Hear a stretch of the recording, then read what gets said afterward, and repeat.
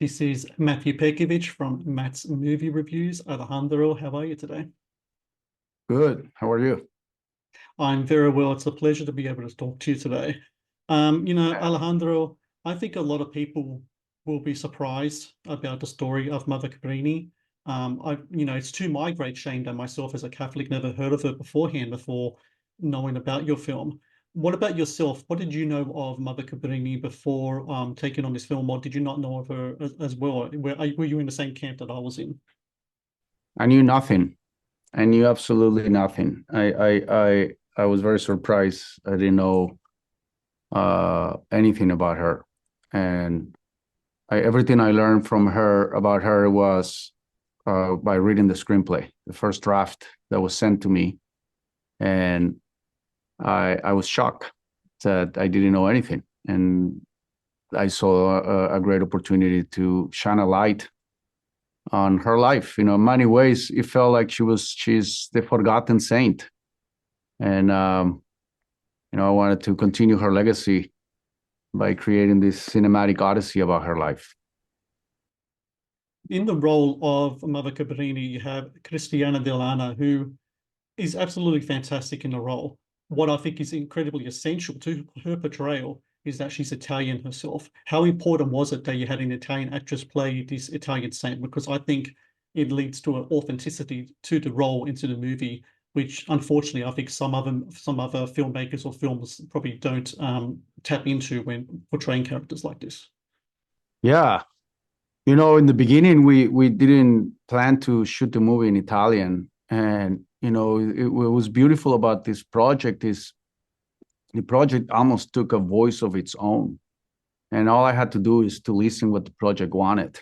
So the more we kind of explore, you know, all of the angles of how we wanted to tell her story, the more we dove in, the more we started hearing that we needed an Italian actress and that the film, needed to be in Italian in some parts, obviously, the parts that were in Italy.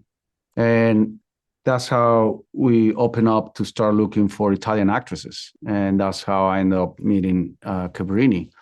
And I was more than anything looking for, the eyes of Cabrini, the eyes that can be very tender and loving, but also the eyes that can have the power of determination.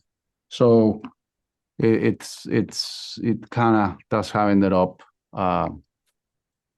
meeting Christiana and in many ways meeting Cabrini.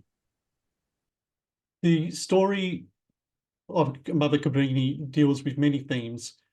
Two that are very incredibly relevant today: immigration and homelessness, which unfortunately these days is used as kind of like a political tool in American politics, especially. Is there hope that her story and the way it's presented on screen would open up a dialogue to approach these subjects with more compassion and heart and soul that Cabrini herself approached these subjects? Because I think it's very vital that people approach it this way, because we are dealing with people, humans, after all, when it comes to the end of the day. Yeah, I mean, that is the hope. And, you know, it's just, we have gotten used to just driving by and seeing people living on the streets and not stopping.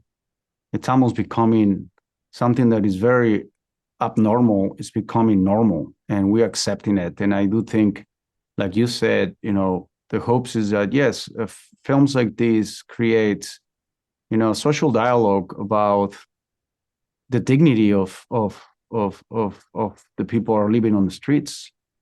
The other day, I was walking the street with a very wealthy, very, very wealthy man, and very, very successful businessman. And we had a homeless come and ask us for money. And I remember we were crossing the street and the homeless was following. And, my friend kept asking him for his name. And the guy kept asking for money. And my friend was asking him for his name. Finally, it took him like 4 or 5 times to ask him for his name, and he said his name. And then he says, well, what's your last name? And the homeless man said his last name. And then he said, well, very nice to meet you. And he called him by his name and his last name.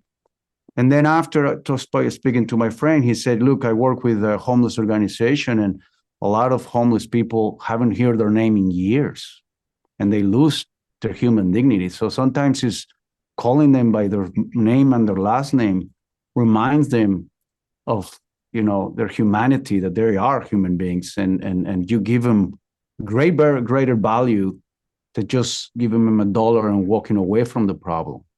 And I do think, like you said, it's to inspire people, including myself. How many times, we walk by and we see somebody in the street, begging for money, and it's a lot easier to give them money than to actually spend a little time with them to ask them for their name. A lot of times it's like, oh, which one is easier? Obviously, giving money is easier. Spending and giving time, to me, is more valuable, to really stop, because you don't know if all they need is just, a gesture of love, which is your time, and make them feel human, and have a conversation with them. Maybe the conversation is a profound conversation with the people that are not as lucky as all the people that have homes and are not living on the streets. So yes, I hadn't seen it the way you just proposed it, but yes, the movie also explores that, and explores. It requires a lot of power to do something about it, and that's what made Mother Cabrini so powerful. Indeed, and hopefully a lot of people are inspired by her gesture of love throughout her years on this earth. And congratulations with the movie, Alejandro, and all the success you've had recently. It's great to see, as someone who watched Bella all those years ago, to see your success today. And congrats to you, and thank you so much for your time today. Thank you very much. Thank you. Thank you for watching the Matt's Movie Reviews channel. Please subscribe for more reviews, podcast interviews, and exclusive content.